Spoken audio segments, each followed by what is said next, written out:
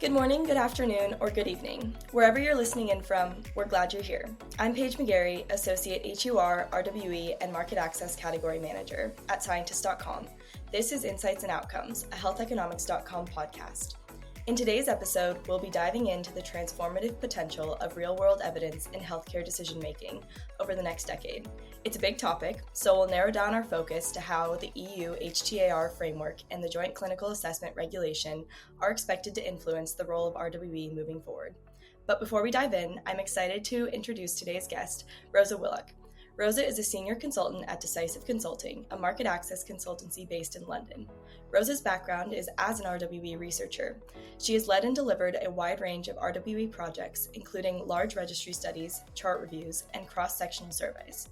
Currently, Rosa leads the RWE function at Decisive Consulting, which includes helping clients to identify and address gaps in their evidence packages, and more recently, helping them to plan for the new EUHTAR. Rosa, it's so great to have you today. Thank you for having me. And if you're ready, we're going to start with a fun little game we call Ins and Outs. A series of slides are going to come up, and I will read the prompts that have been selected by my colleagues, and we'll both answer in or out depending on if it is or isn't something that we would do. Ready? Perfect. I'm ready, I think. Okay. Let's get started. Singing out loud in the car, but only when you're alone. Oh, I'm in, and with people in the car. I never shut up. My parents can attest to that. Absolutely. I think anyone who says they don't do this is a liar. Yeah, I completely agree. People at stoplights will forever be entertained by me, I think. Especially with the windows down. I have no shame. Spending way too long trying to pick a movie only to end up watching something you've already seen. Yeah, I'm in on this one as well.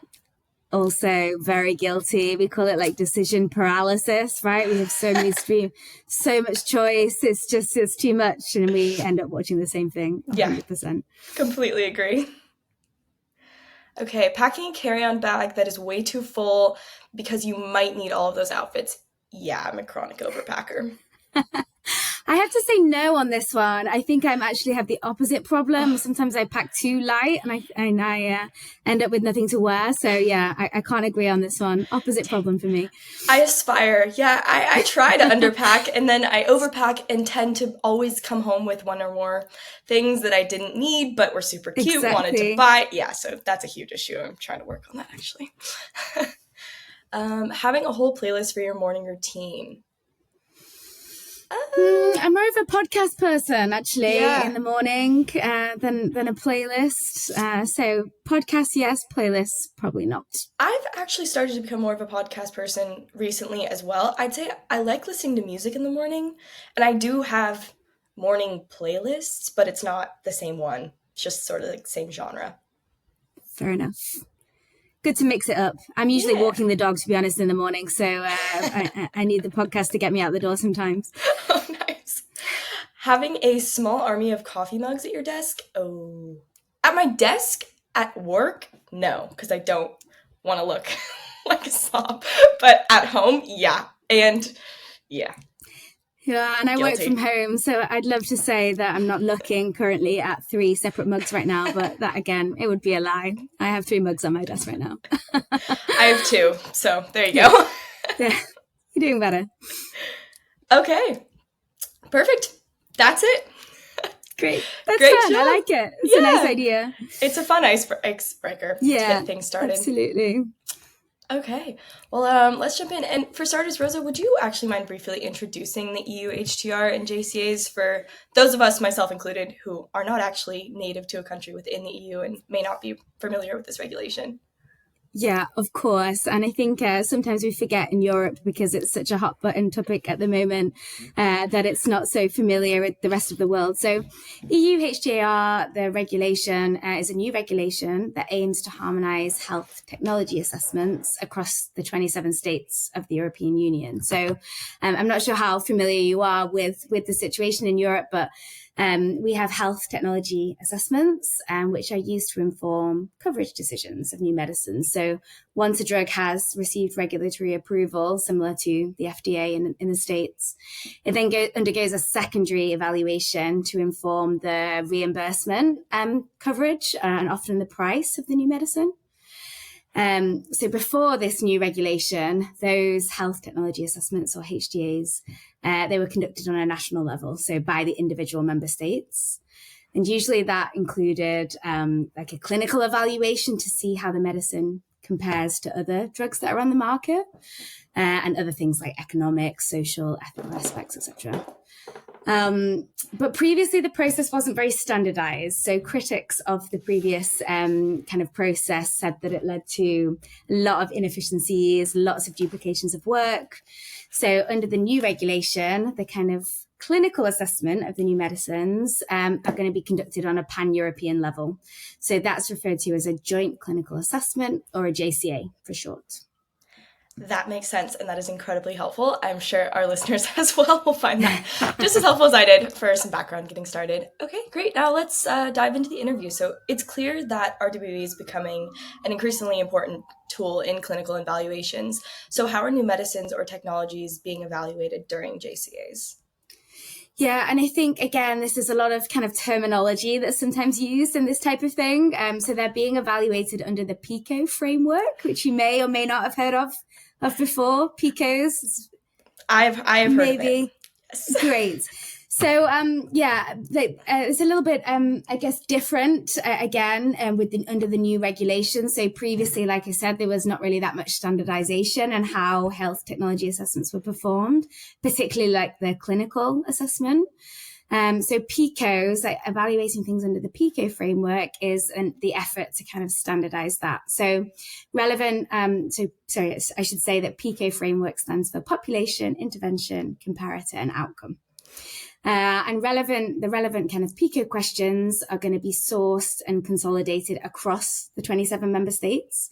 And the idea is that when we ask the member states what PICO questions are relevant, they respond with what's relevant based on their policy needs. So what population is relevant in their clinical practice for the new medicine? What comparator would be appropriate as like an alternative to the new medicine in their clinical practice? So then we request that information from the member states, and we consolidate it down to the kind of smallest amount of PICO questions. And essentially what that means is it's, I guess, a translation of national policy questions into research questions that they can then be addressed in a JCA. So that's how JCAs are going to be evaluated and how we make it standardized. And I guess the important thing to consider, which is really important when we're thinking about real world evidence, is that manufacturers have to address all the PICO questions. So it will be a consolidated list, but there will be multiple PICO questions. So it's not based on whether or not they have data available. It's based on what the member states have requested for. So it's expected that there will be multiple PICO questions to address. Got it. Have you seen any initial pushback, or do you expect any initial pushback? There has been pushback. I mean, I can't remember exactly how long, but it's something like it's been 10 years of planning to get to the point where we have the regulation. So there's been lots of pilot projects, lots of initial work. And then once the regulation was published, there was like a feedback period where manufacturers were allowed to feedback. There has been some adaptation of the feedback. But overall, the European Commission is has been quite strict in what they've actually put into the regulation. So now, companies like Decisive Consulting, we're helping manufacturers to adapt their processes to fit the new JCA. Adapt and adhere. That makes sense. Indeed. As the JCA begins to take shape, it's bound to sort of introduce new dynamics like you were just mentioning, but we know that integrating RWE isn't without its challenges. So how will the JCA impact the use of RWE in HTA decision-making? Sure, and it's a great question, one that I think is probably at the front of a lot of people's mind at the moment. And the easy answer is that we don't really know. I think the impact of how the JCAs will affect the use of real world evidence is kind of yet to be decided. So the regulation came into effect at the beginning of this year. We will probably see the first reports towards the end of the year, maybe the beginning of next year. So it's kind of difficult to know exactly what the impact will be until we see those first results.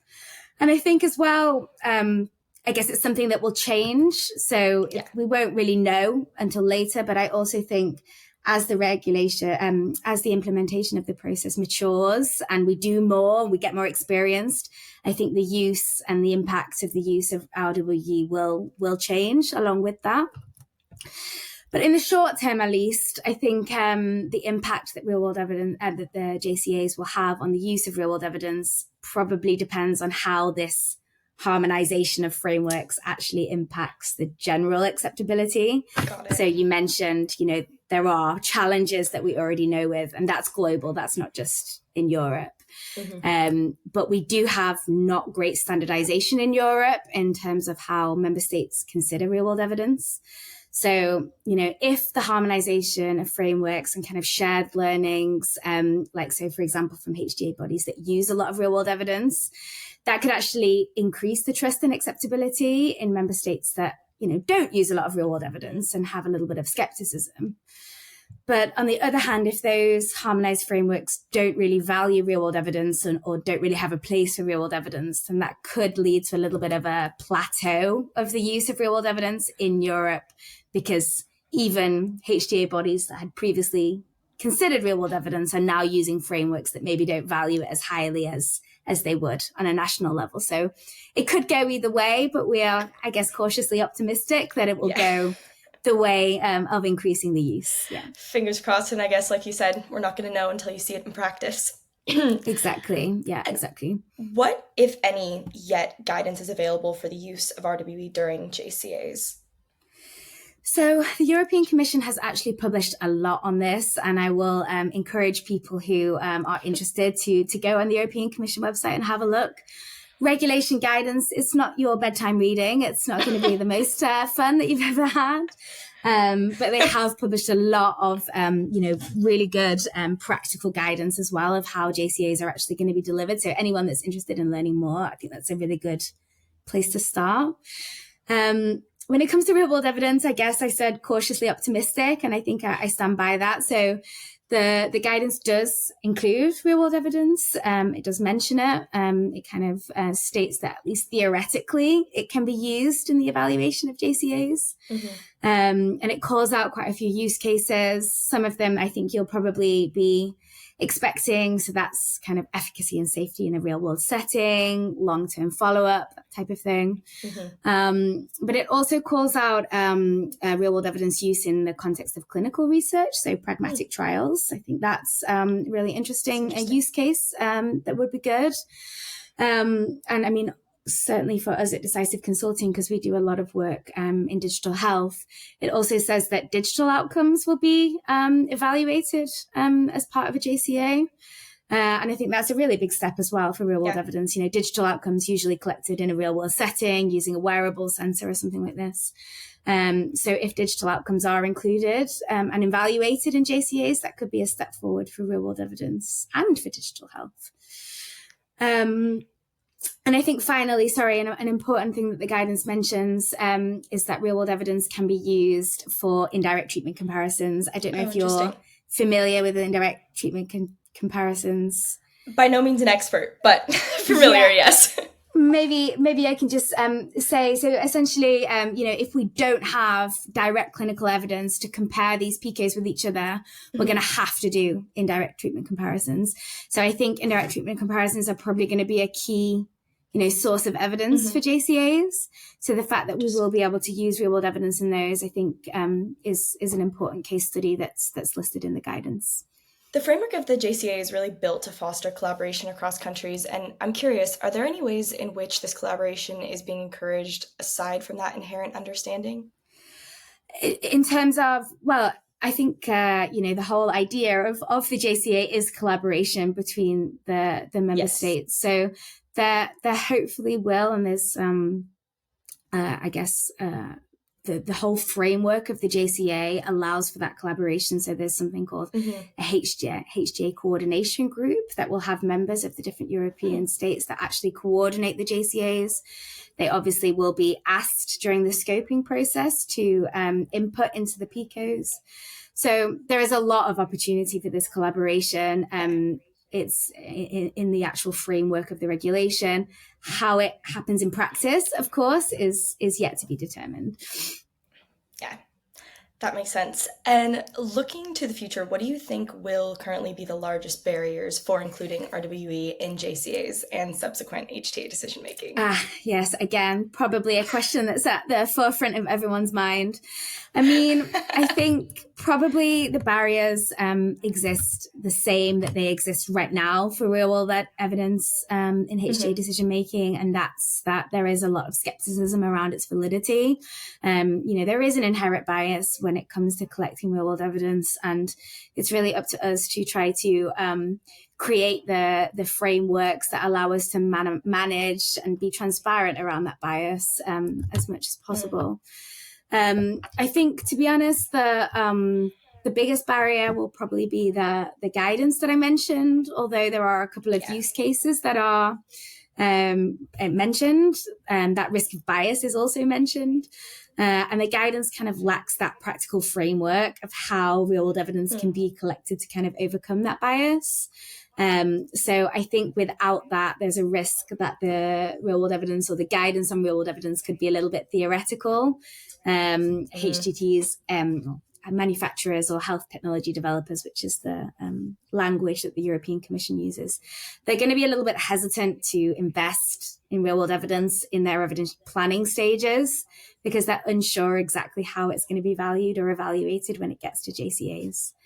And of course, that existing skepticism that exists in a lot of HTA bodies. That completely makes sense. It's really fascinating to think about how these frameworks will sort of evolve over the coming years. And it's interesting. I'm excited to see how it plays out. Yeah, absolutely. And I think, again, just for listeners who are not familiar, it is a phased rollout. So it came into to play at the beginning of this year for oncology medicines and AMTPs.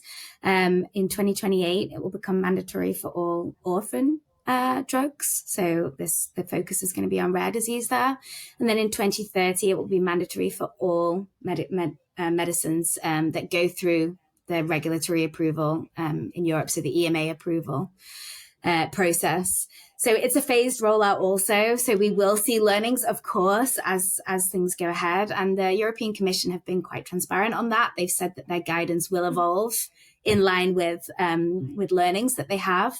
The one thing that can't change is the legal framework of the regulation. So we have the legal framework of the regulation, and the kind of guidance and how we implement that will change as we learn over the next few years. Which absolutely makes sense. It should be an adaptable solution, depending on the uptake. Yeah, absolutely. And fingers crossed and certainly when it comes to real world evidence, there's going to have to be a level of pragmatism, right? And practicality. Like, of course, we want, the best quality evidence, but in many cases, when addressing multiple PICOs, real world evidence is probably going to be the next best option. So I think there's going to have to be a level of pragmatism when it comes to including real world evidence. That completely makes sense. Rosa, thank you so much for joining us today and sharing how you see RWE transforming healthcare decision-making in the next decade. I've learned so much from our conversation today, and I'm sure our listeners did as well. It was really a pleasure to have you, and I hope you had fun. Thank you so much. Thanks for having me. If you enjoyed this conversation, don't forget to subscribe and leave us a review. It helps more listeners like you find the show. Want more HEOR, RWE, and market access insights? Stay connected with Theoretically Speaking and HealthEconomics.com for the latest trends shaping healthcare decision-making. Until then, keep asking the big questions, challenging assumptions, and driving smarter healthcare decisions. Thanks for listening. I'm your host, Paige McGarry, and we'll see you next time.